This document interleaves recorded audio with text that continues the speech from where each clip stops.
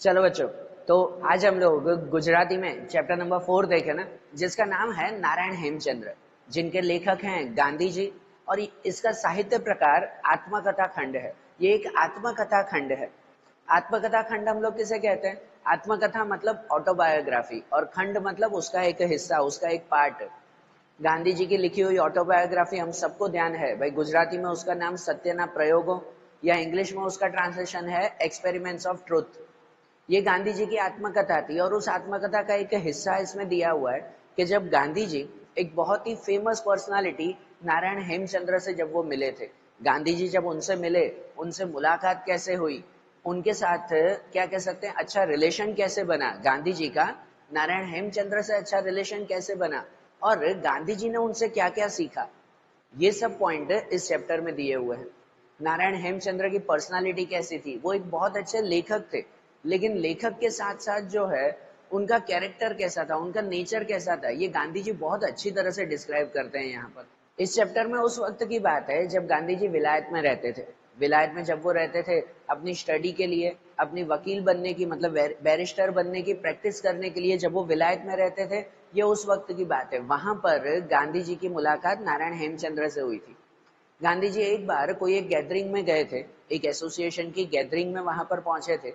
गांधी जी को ऐसी गैदरिंग में जाना ज्यादा पसंद नहीं था, पर किसी के बुलावे से वहां गए थे, और गांधी जी के मन में यही था कि वो एक कोने में बैठे रहेंगे। ज्यादा जो है वो बातचीत करना, घुलना मिलना वो गांधी जी को पसंद नहीं था। तो भाई वो एक कोने में बैठे रहेंगे, उनकी इच्छा वही थी।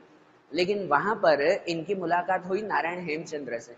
नारायण हेमचंद्र, गांधी जी कहते हैं कि भाई वो जो गैदरिंग थी ना, वो गैदरिंग में हर एक पर्सन अच्छे खासे सूट बूट में तैयार होकर आया था। हर एक इंसान अच्छा खासा तैयार होकर आए थे, इवन गांधी जी भी। ये उस वक्त की बात है ना जब गांधी जी भी जो है वो अच्छे खासे सूट बूट में रहते थे। गांधी जी तब ये मानते थे कि भाई अगर किसी के साथ बातचीत करनी है, भाई किसी के सामने अगर जो है वो अपनी इंप्रेशन जमानी है, तो भाई अच्छे खासे सूट बूट में तैयार होकर जाना चाहिए। गांधी जी की ये सोच थी उस वक्त। फिर वो तो भाई आगे की बात है, पूरी जो है वो टॉपिक अलग है उसका, कि गांधी जी जब विलायत से भारत में आए थे, उन्होंने यहाँ पे भारत दर्शन किया था, तब उनकी सोच बदली थी।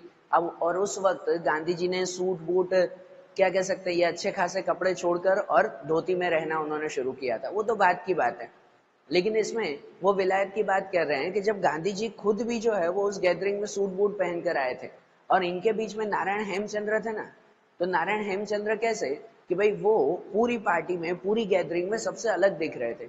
नारायण हेमचंद्र आए थे तो उन्होंने जो है वो एक पतलून पहनी हुई थी, पैंट पहनी हुई थी, वो भी जो है वो परफेक्ट शेप की नहीं। परफेक्ट शेप मतलब कह सकते हैं कि भाई हम जैसे कोई भी पैंट या कुछ सिलवाते हैं तो भाई हमें एकदम फिट आए, बरोबर आए, वैसे उन्होंने एकदम ढीली डाली, जैसे नहीं कोई कोई माप बिना की जो है वो पैंट पहन ली हो, वैसे ढीली डाली।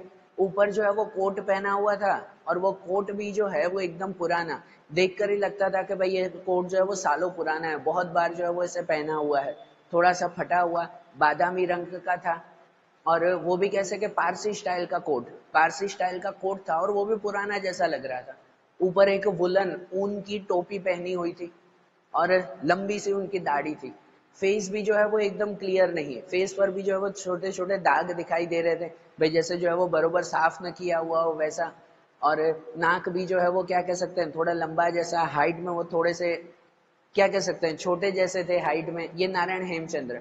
और आदत थी कि कहाँ पे भी घूम रहे थे तो अपनी दाढ़ी पे हाथ घुमाते हुए घूम रहे थे। ये नारायण हेमचंद्र थे। गांधी जी ने पहली बार नारायण हेमचंद्र को ऐसे देखा था। भाई इतनी बड़ी गैदरिंग में वो बिल्कुल अलग दिखाई दे रहे थे, जहां पर सब एकदम टिप टॉप तैयार होकर आए थे, वहां पर ये नारायण हेमचंद्र एकदम सिंपल कपड़ों में और ऐसे पुराने जैसे कपड़ों में आ चुके थे। तो सबसे अलग ही वहां पर दिखाई दे रहे थे ना ये। गांधी जी ने नारायण हेमचंद्र का नाम अब तक बहुत सुना था कि नारायण हेमचंद्र इतने अच्छे लेखक हैं, उनकी कितनी सारी बातें, लिखी हुई बातें उन्होंने पढ़ी भी थी गांधी जी ने। ये पहली बार उन्होंने नारायण हेमचंद्र को देखा। और जब इंट्रोडक्शन हुई ना, नारायण हेमचंद्र के साथ उनकी इंट्रोडक्शन हुई, तो गांधी जी ने नारायण हेमचंद्र को कहा भी कि भाई मैंने जो है वो आपके बहुत लेख पढ़े हैं, मैंने आपका बहुत नाम सुना है। कैसे भाई, किसी से इंट्रोडक्शन होती है तो पहले सामने वाले से उनकी तारीफ की जाती है, सामने वाले की तारीफ, कि भाई मैंने आपके लेख पढ़े हैं, आपका बहुत नाम सुना है। गांधी जी ने भी उनको कहा। और फिर कोई इतना बड़ा पर्सन हो तो जनरली हम लोग घर पे इनविटेशन देते हैं ना कि भाई कभी जो है वो आओ हमारे घर पर मिलने के लिए भी। तो गांधी जी ने भी नारायण हेमचंद्र को इनविटेशन दिया कि भाई आप जो है वो कभी हमारे घर पर आओ मिलने के लिए। नारायण हेमचंद्र ने उनकी जो है वो एड्रेस पूछी, तब उस वक्त उन्होंने अपनी एड्रेस बताई, कोई स्टोर स्ट्रीट में, भाई विलायत की कोई प्लेस होगी, भाई वहां पर मैं रहता हूँ, गांधी जी ने कहा। तो नारायण हेमचंद्र ने कहा कि भाई ये तो बहुत अच्छी बात है कि भाई मैं हम जो है वो फिर तो पड़ोसी ही हुए, कि शायद नारायण हेमचंद्र भी पास वाली कोई गली में या पास की कोई प्लेस में रहते होंगे। तो नारायण हेमचंद्र ने कहा कि हम दोनों तो एक दूसरे के पड़ोसी हैं फिर। और नारायण हेमचंद्र ने फिर गांधी जी से रिक्वेस्ट की कि भाई मुझे जो है वो इंग्लिश सीखनी है, भाई तुम मुझे सिखाओगे। नारायण हेमचंद्र ने गांधी जी से रिक्वेस्ट की कि भाई मुझे अंग्रेजी सीखनी है, क्या तुम मुझे सिखाओगे। गांधी जी खुश हो गए। वो तो कहे कि भाई आपके जितने इतने बड़े इंसान को अगर मैं कुछ मदद कर सकूं तो ये तो मेरे लिए बहुत अच्छी बात है, भाई मैं जरूर सिखाऊंगा। गांधी जी कह रहे थे कि आप बोलो, मैं आपके घर पर आ जाऊंगा, मैं आपको सिखाऊंगा। नारायण हेमचंद्र ने कहा कि नहीं नहीं, तुम चिंता मत करो, भाई मेरे पास इंग्लिश की कुछ बुक्स भी हैं, मैं सामने से तुम्हारे घर पर आऊंगा और जो है फिर तुम मुझे इंग्लिश सिखाना। नारायण हेमचंद्र ने गांधी जी से कहा और दोनों ने जो है वो टाइम प्लेस वगैरह नक्की कर लिया। तो इस मुलाकात के बाद गांधी जी और नारायण हेमचंद्र उनकी समझो दोस्ती शुरू हुई। फिर जो है वो रेगुलर हो गया कि नारायण हेमचंद्र गांधी जी के पास आते थे इंग्लिश सीखने के लिए। और गांधी जी नारायण हेमचंद्र के बारे में बताते हैं कि भाई उन्हें अंग्रेजी बिल्कुल भी नहीं आती थी, उन्हें जो है वो बहुत तकलीफ होती थी अंग्रेजी सीखने में या बोलने में। उसका एक एग्जाम्पल देते हैं कि जैसे इंग्लिश में हम कोई नॉर्मल सेंटेंस बोलते हैं, नॉर्मल सेंटेंस जैसे कि हॉर्स इज रनिंग, एक नॉर्मल सेंटेंस जब बोला जाता है तो उसमें हॉर्स हम लोग उसे नाउन कहते हैं, इंग्लिश ग्रामर के लिए उसे नाउन कहते हैं। और रनिंग, रनिंग उसे वर्ब कहते हैं हम लोग, ये तो ध्यान है ना हमें भी। लेकिन नारायण हेमचंद्र को इनमें भी तकलीफ होती थी कि वो हॉर्स को वर्ब कहते थे और रनिंग को नाउन कहते थे, ये तकलीफ थी। गांधी जी कह रहे हैं कि भाई नारायण हेमचंद्र को इंग्लिश सीखने में इतनी तकलीफ थी, लेकिन फिर भी नारायण हेमचंद्र इस बात की शर्म नहीं रखते थे, भाई उन्हें नहीं आता तो कोई बात नहीं, भाई हम जो है वो सीख लेंगे। ये जो है वो नेचर या ये एटीट्यूड वो इनमें था, ये नारायण हेमचंद्र में था, भाई नहीं आता तो कोई बात नहीं, हम जो है वो सीख लेंगे। नारायण हेमचंद्र गांधी जी से कहते थे कि भाई तुम्हें जो है वो बंगाली आती है, भाई नहीं आती ना, भाई मुझे बंगाली आती है, भाई मैंने ऐसे ही बंगाली सीखी थी। और भाई बंगाली की जो है जितनी भी बुक्स हैं, जैसे भाई रविंद्रनाथ टैगोर की बुक्स हैं, उनका मैंने गुजराती में ट्रांसलेट भी किया था। ये नारायण हेमचंद्र की खासियत थी, जो गांधी जी यहाँ पर बताते हैं कि उनकी खासियत थी, उनको जो है शौक था या समझो उनका काम ही यही था, अलग अलग भाषा सीखना और अलग अलग भाषा की जो भी फेमस बुक्स है ना, उन बुक्स का गुजराती में ट्रांसलेट करना। नारायण हेमचंद्र खुद गुजराती थे, तो उन बुक्स का गुजराती में ट्रांसलेट करना ये नारायण हेमचंद्र का मेन काम था। यही समझो उनकी लाइफ का जो है वो गोल था, मकसद उनका यही था कि जैसे कि नारायण हेमचंद्र मानते थे कि हर लैंग्वेज में कोई ना कोई बेस्ट लिटरेचर लिखे हुए हैं, कोई ना कोई बेस्ट बुक्स जरूर लिखी हुई है। और जो हमारे गुजराती पीपल हैं या जो अदर पीपल्स हैं, उन्हें वो लैंग्वेज आती नहीं है, जिसकी वजह से वो लोग ऐसी बुक्स नहीं पढ़ पाते। तो नारायण हेमचंद्र का ये शौक था कि वो खुद अलग अलग भाषा सीखेंगे और उन भाषा में जो भी बेस्ट बुक्स है ना, बेस्ट लिटरेचर बुक्स हैं, उनका गुजराती में ट्रांसलेट करके अपने लोगों को वो ज्ञान देंगे। सोचो, एक अलग ही लेवल की जो है वो ये सोच है, एक अलग लेवल की सोच है ये नारायण हेमचंद्र की, कि हर लैंग्वेज सीखना, उस लैंग्वेज की बुक्स का अपनी लैंग्वेज में ट्रांसलेट करना और वो ट्रांसलेट करके अपने लोगों को वो नॉलेज बांटना। सही बात ना। ऐसी सोच बहुत कम लोगों में होती है, ये नारायण हेमचंद्र में थी। और इसी वजह से कोई लैंग्वेज उन्हें नहीं आती ना, वो शर्म नहीं करते, हाँ भाई सीखनी है। वो गांधी जी को कहते थे कि भाई मैंने बंगाली इसी तरह से सीखी है और बंगाली की रविंद्रनाथ टैगोर की बुक्स को जो है वो मैंने गुजराती में ट्रांसलेट किया है। कहते हैं उन्होंने मराठी इसी तरह से सीखी है और अब ये अंग्रेजी सीख रहे हैं। और कह रहे हैं कि भाई अभी अंग्रेजी सीखने के बाद वो रुकेंगे नहीं, इसके बाद उनको जो है वो यूरोप जाकर फ्रेंच भाषा सीखनी है, मतलब फ्रांस जाकर उनको फ्रेंच भाषा सीखनी है, उसके बाद जर्मन जाकर जर्मनी भाषा सीखनी है। भाई उन्हें हर भाषा सीखनी है और भाई वहां के लिटरेचर का, वहां की बुक्स का गुजराती में ट्रांसलेट करना है। और कहते हैं कि भाई वहां पर जो भी उन्हें लैंग्वेज सीखनी है, उन्हें भले पूरा ग्रामर ना आता हो तो क्या चिंता है, कम से कम उस लैंग्वेज का बेसिक भी ध्यान आता होगा, तो वो बुक्स पढ़ के उसका जो है वो क्या कह सकते हैं समरी, या उसमें मेन पॉइंट्स क्या है, ये तो कम से कम वो अपने लोगों को बता सकते हैं ना, ये ज्ञान तो दे सकते हैं ना। As it is word to word translate नहीं, नारायण हेमचंद्र कहते थे कि भले वर्ड टू वर्ड ट्रांसलेट ना हो, लेकिन फिर भी कम से कम उसका कॉन्सेप्ट तो हम अपने लोगों को समझा सकते हैं ना, वो बुक्स पढ़कर। सही बात है ना। कितनी बार हमसे भी होता है, अगर हमें कोई भाषा ना आती हो तो हम जब पूरा सेंटेंस एक आध पढ़ लेते हैं, थोड़ी बहुत भी आती है और पूरा सेंटेंस पढ़ लेते हैं, तो कॉन्सेप्ट तो माइंड में क्लियर हो जाता है ना कि हाँ एक्चुअली उसमें कहना क्या चाहते हैं वो। सही बात है ना, कॉन्सेप्ट तो क्लियर हो ही जाता है ना उससे। तो ये वही कह रहे हैं कि भाई मुझे भाषा सीखनी है, भले पूरा ग्रामर ना आता हो तो क्या बात है भाई, मैं जो है उसका नॉलेज लेकर कम से कम वो नॉलेज मैं अपने लोगों को बांट तो सकता हूँ ना। ये ऐसी सोच थी। और इसके लिए भाई इतनी जो है वो महान सोच है, इतनी ग्रेट थिंकिंग, लेकिन फिर भी गांधी जी कहते हैं कि भाई इनमें घमंड नाम की चीज नहीं थी। कि वो कहते हैं ना कि भाई एक एक जो है वो गर्व होना या घमंड होना कि भाई मैं ही सब कुछ हूँ, ये उनमें चीज नहीं थी। वो सबके साथ इजीली रहते थे, इजीली वो रहते थे और एकदम निखालस थे। निखालस मतलब क्या, कि जो मन में हो वो करना, न जो है वो किसी के बारे में बुरा सोचना, न किसी के बारे में मन में बुरा रखना। एकदम निखालस पर्सन थे कि जो उन्हें मन में आता था वो करते थे, किसी की परवाह नहीं करते थे। तो नारायण हेमचंद्र की ऐसी बातें सुनकर गांधी जी भी उनसे पूछते थे कि आपको जो है वो इतनी सारी भाषाएं सीखनी है, अलग अलग देश घूमना है, तो आप तो अमेरिका भी जाओगे ना। गांधी जी नारायण हेमचंद्र से पूछते थे कि आप तो अमेरिका भी जाओगे ना। उस वक्त अमेरिका जाना मतलब हर एक इंसान के लिए बहुत बड़ी बात कहलाती थी। उस वक्त की सबसे डेवलप्ड कंट्री वो अमेरिका थी। और भाई वहां जाना मतलब हर किसी के लिए एक बहुत बड़ा सपना होता, इवन गांधी जी के लिए भी वो उस वक्त का सपना था। तो इसीलिए गांधी जी जो है वो नारायण हेमचंद्र से पूछ रहे थे कि आप तो अमेरिका भी जाओगे ना फिर। तो नारायण हेमचंद्र ने भी कहा कि हाँ बिल्कुल जाऊंगा भाई, इतनी अच्छी दुनिया, इतनी नई दुनिया में कैसे न देखूं, मुझे भाई वहां पर बिल्कुल जाना है। तो गांधी जी उसे कहते थे, गांधी जी उनसे पूछते थे कि भाई अमेरिका जाओगे कैसे, भाई वहां जाने के लिए पैसे कहाँ से आएंगे। तो नारायण हेमचंद्र कह रहे थे कि भाई अमेरिका जाना है तो भाई मुझे कौन से पैसों की जरूरत है, भाई मुझे कौन सा जो है वो अच्छे खासे कपड़े पहनने हैं और जो है वो दिखावा करना है। क्योंकि नारायण हेमचंद्र रहते ही एकदम सिंपल थे ना, उन्हें तो कपड़ों की चिंता ही नहीं थी। हर कोई सूट बूट में रहते, ये कहते कि भाई मुझे तो भाई शरीर ढकने के लिए जितना मिले उतना ठीक है, बरोबर ना, कोई कपड़ों की ये चिंता रखते ही नहीं थे। तो नारायण हेमचंद्र सामने से कहते कि मैं मुझे कौन से जो है वो कपड़े अच्छे पहनने हैं या भाई सबको दिखाना है, मैं तो सिंपल कपड़े पहनकर भी चला जाऊंगा। और मुझे कौन सा जो है वो खाने पीने की भी चिंता है, भाई जो है वो थोड़ा बहुत खाना मिल गया वो भी मेरे लिए बहुत है, उन्हीं भी वो भी उन्हें कोई चिंता नहीं थी। और कहते हैं कि भाई मुझे अगर शिप में जाना भी है, उस वक्त शिप ही चलती थी अमेरिका या कोई भी जगह पर जाने के लिए।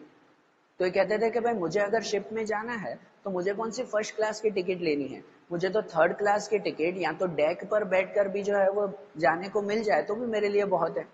बरोबर, वो कह रहे थे मुझे तो अमेरिका पहुंचना ही है ना, कैसे भी पहुंचे, उसमें फर्स्ट क्लास की टिकट लेने की क्या जरूरत है।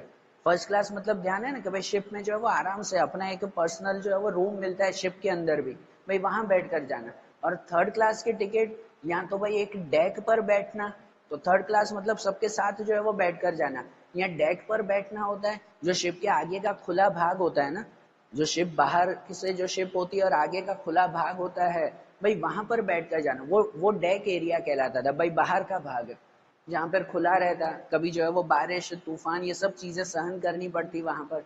तो कहते थे कि मुझे तो वहां बैठकर भी जाना मिल जाए तो भी कौन सी चिंता है, मुझे तो वहां पहुंचना ही है ना। और जो उसके लिए थोड़े बहुत रुपए चाहिए कि भाई मैं लेखक हूँ, जो मैं बुक्स लिखता हूँ उससे मुझे थोड़े पैसे मिल जाते हैं, और बाकी के मेरे कुछ दोस्त मुझे मदद कर देते हैं, भाई मैं तो खुद ब खुद अमेरिका पहुंच जाऊंगा। ठीक है ना, ये नारायण हेमचंद्र का जवाब था। देखो इतने सिंपल लिविंग, इतनी सिंपल लिविंग और हाई थिंकिंग, ये नारायण हेमचंद्र की खासियत थी। और शायद यही खासियत जो है वो गांधी जी ने इनसे सीखी थी कि भाई न जो है वो कपड़ों की परवाह, न जो है वो कोई कोई चीज की परवाह, भाई मुझे अपना काम करना है, और वो काम कैसे भी हो ना, फर्स्ट क्लास में नहीं तो थर्ड क्लास में बैठकर मैं अमेरिका पहुंचूंगा, मुझे तो वहां पहुंचना ही है ना, मेन मकसद तो वही है ना। ठीक है ना, इतने सिंपल वो रहते थे। और इसी वजह से तो गांधी जी कहते थे ना कि एकदम निखालस वो इंसान थे। अब इस तरह से गांधी जी और नारायण हेमचंद्र का रिलेशन और जो है वो अच्छा होता गया। फिर तो भाई वहां विलायत में अक्सर दोनों एक दूसरे के घर आते रहे, दोनों में बहुत सारी सिमिलैरिटीज हो गई। जैसे दोनों को पता चला कि वो दोनों ही जो है वो वेजिटेरियन है, भाई मुलाकात में बातचीत करते करते पता चला दोनों वेजिटेरियन है, दोनों को नॉनवेज खाना पसंद नहीं है।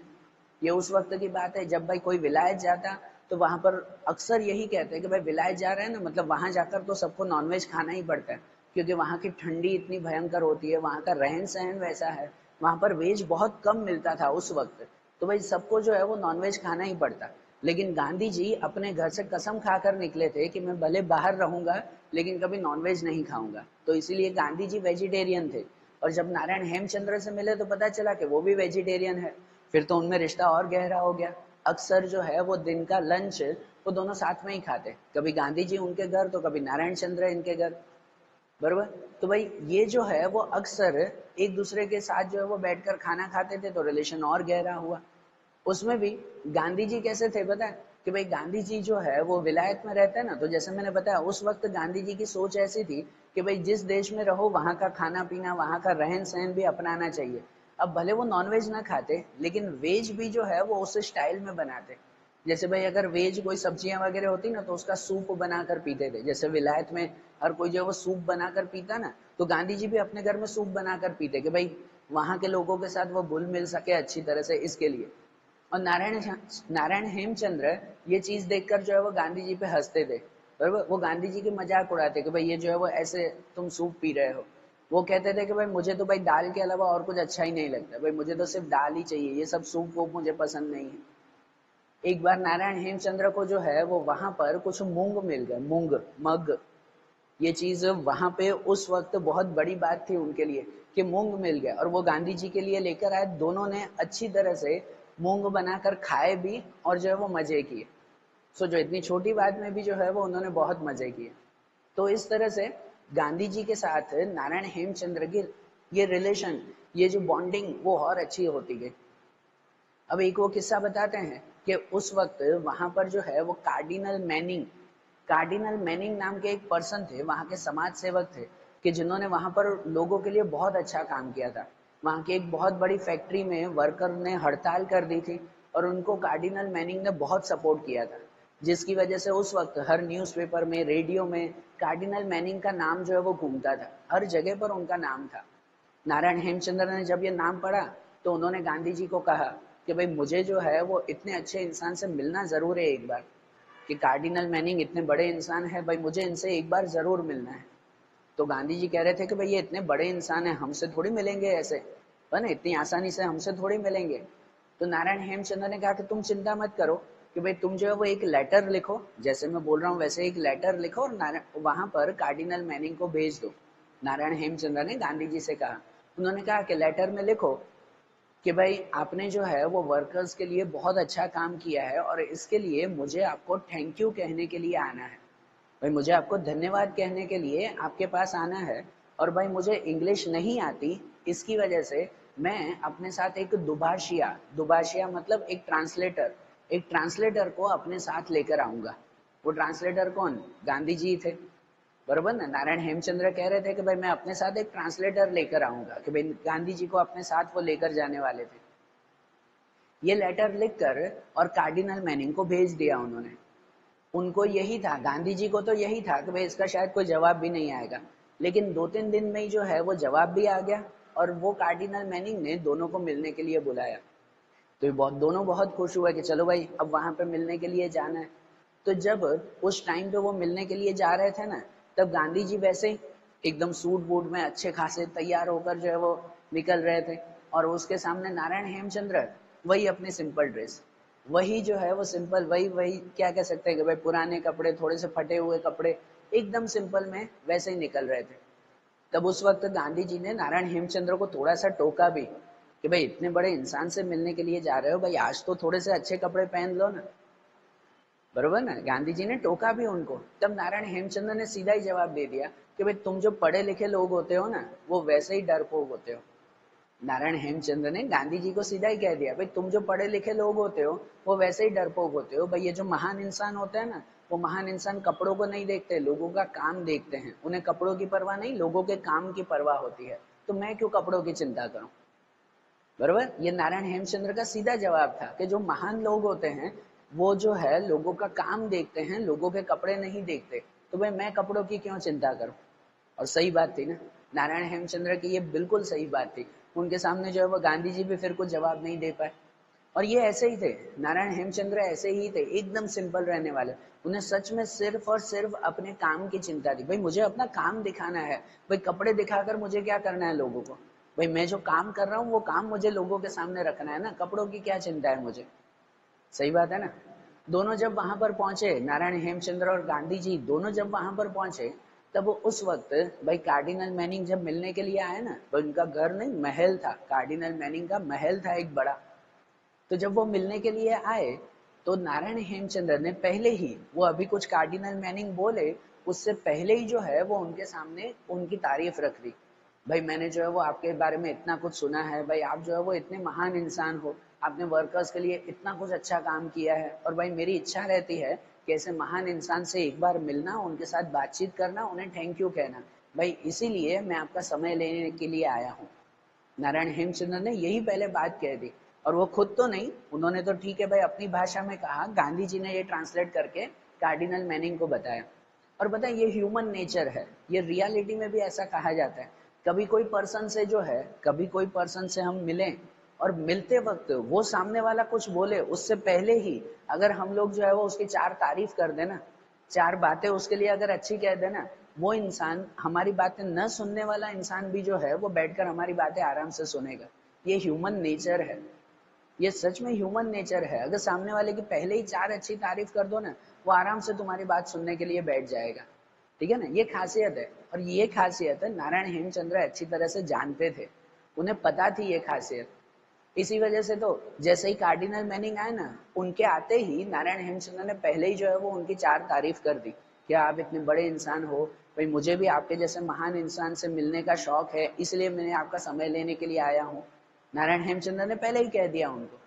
तो जिसकी वजह से उनको लगता था कि भाई शायद ये मीटिंग, इतने बड़े इंसान से मीटिंग है, वो कुछ मिनट के लिए होगी, भाई कुछ मिनट मिलकर और वहां से निकल जाएंगे। इनकी ये बात की वजह से उनकी मीटिंग जो है वो 2 घंटे तक चली, 1.5 से 2 घंटे तक चली। तो देखो ये खासियत है ना नारायण हेमचंद्र की, बरोबर। और दूसरा एक आखिरी किस्सा वो बताते हैं, गांधी जी बताते हैं कि गांधी जी एक बार अपने घर पर बैठे हुए थे विलायत में। विलायत की अगर बात करें ना, तो गांधी जी अक्सर जो है वो वहां पर एक्सपेरिमेंट करते रहते, और वहां पर जो है वो अपना घर हमेशा बदलते रहते थे। वो रेंट पे रहते ना, तो जहां पर कम रेंट मिलता, जहां पर जो है वो खाना थोड़ा अच्छा होता, आसपास में कोई वेजिटेरियन रेस्टोरेंट होता, जो एक आध, जो बहुत रेयर होता वहां पर, लेकिन आसपास कोई अगर रेस्टोरेंट या काम करने की जगह पास में हो, तो वैसा वो घर हमेशा बदलते रहते थे। तो एक बार कोई गांधी जी ने अपना घर बदला होगा, चेंज किया होगा रेंट पे। तो जहां वो रहने के लिए गए थे ना भाई, वहां पर ऊपर फर्स्ट फ्लोर पे रहते थे, नीचे उनके मालकिन रहती थी, और ऊपर फर्स्ट फ्लोर पर गांधी जी रहते थे। तो एक दिन वो अपने घर पर बैठे हुए थे, तो उनकी मालकिन वहां पर आई। मालकिन आई और गांधी जी को कह रही थी कि भाई बाहर जाओ, कोई पागल इंसान तुमसे मिलने के लिए आया है। तो गांधी जी भी शॉक हो गए कि भाई ऐसा कौन आया, भाई कौन जो है वो अचानक आ गया यहाँ पर। भाई मालकिन ने कहा कि जाओ, कोई पागल इंसान तुमसे मिलने के लिए आया है। तो वो भी तो शौक हो गए ना कि भाई ऐसा कौन आ रहा है। गांधी जी बाहर गए, बाहर गए तो वहां पर देखा कि भाई वहां पर और कोई नहीं, नारायण हेमचंद्र ही उनके घर के बाहर खड़े थे। और कैसे खड़े थे, मैं नीचे जो है वो वही सिंपल धोती पहनी हुई थी, और ऊपर खाली बनियान पहनी हुई थी। कोई जो है वो कोट वगैरह भी नहीं, कुछ भी नहीं, खाली एक गंजी एक बनियान पहनकर वहां पर आए हुए थे। अब विलायत में इस तरह से आना मतलब सही बात है, कोई भी उन्हें पागल ही समझेगा, बरोबर। और नारायण हेमचंद्र को कोई परवाह नहीं, उनके चेहरे पर तो वही स्माइल थी, वही सिंपल स्माइल थी कि भाई उन्हें तो इन चीजों की कोई परवाह ही नहीं है। तो गांधी जी भी हंस पड़े, और गांधी जी उन्हें देखकर पहले ही बोल रहे थे कि भाई तुम ऐसे आए हो, कोई बच्चों ने परेशान नहीं किया तुम्हें, कोई बच्चों ने रास्ते पे परेशान नहीं किया। क्योंकि सही बात है, ऐसे अगर कपड़े पहनकर विलायत में कोई निकले ना, तो भाई रास्ते में बच्चे भी जो है वो उन्हें छेड़ेंगे, कि भाई परेशान करेंगे या कुछ ना कुछ बोलेंगे, मजाक उड़ाएंगे, ऐसा होगा। तो गांधी जी ने पहले ही पूछा कि कोई बच्चों ने परेशान नहीं किया रास्ते पे। तो नारायण हेमचंद्र का जवाब भी सीधा ही था कि हाँ भाई बच्चे बोल रहे थे, मैंने ध्यान ही नहीं दिया, वो चले गए। ये सीधा जवाब नारायण हेमचंद्र का कि हाँ भाई वो कुछ बोल रहे थे, मैंने ध्यान नहीं दिया, तो वापस चले गए। सही बात है ना, नारायण हेमचंद्र को ये परवाह ही नहीं थी ना, कोई उन्हें बोल भी रहा है, कुछ भला बुरा कह भी रहा है, भले बोलने दो, वो अपना काम कर रहे हैं, भाई मैं तो अपना काम करूंगा। ऐसे थे, इतनी सिंप्लिसिटी जो है वो नारायण हेमचंद्र में थी। और वो जो बोलते थे ना, वो सच में वो करके दिखाते थे कि भाई मुझे कोई जो है वो कपड़ों की परवाह नहीं है, मुझे काम की परवाह है, मुझे अपने काम दिखाना है, कपड़े मुझे नहीं दिखाने लोगों को। और वही उन्होंने करके दिखाया। अब यहाँ पर गांधी जी के साथ विलायत में वो कुछ सालों तक, कुछ टाइम तक कह सकते हैं वो रहे थे। नारायण हेमचंद्र। और उसके बाद जैसे नारायण हेमचंद्र का काम था कि भाई वो वहां पर वो जगह छोड़कर फिर फ्रांस गए थे फ्रेंच भाषा सीखने के लिए। और उसके बाद नारायण हेमचंद्र गांधी जी से जिंदगी भर मिले नहीं थे। हाँ, लेटर्स पे बातचीत होती थी, लेकिन फेस टू फेस फिर मुलाकात नहीं हुई। और नारायण हेमचंद्र अलग अलग जगह पर घूमे थे, जैसा उन्होंने कहा था। वो फ्रांस में जाकर जो है वो फ्रेंच भाषा सीखी। उनकी बुक्स का भी उन्होंने गुजराती में ट्रांसलेट किया था। वो बुक्स जो है वो उन्होंने पढ़ी भी थी गांधी जी ने देखा था कि भले वो वर्ड टू वर्ड ट्रांसलेट नहीं था, लेकिन कॉन्सेप्ट, उनकी थीम, वो बुक्स में क्या कहना चाहते हैं, वो उन्होंने बहुत अच्छी तरह से समझाया था नारायण हेमचंद्र ने। और जैसे उनकी इच्छा थी कि वो अमेरिका भी पहुंचे थे, थर्ड क्लास की डेक की टिकट लेकर अमेरिका भी पहुंचे थे।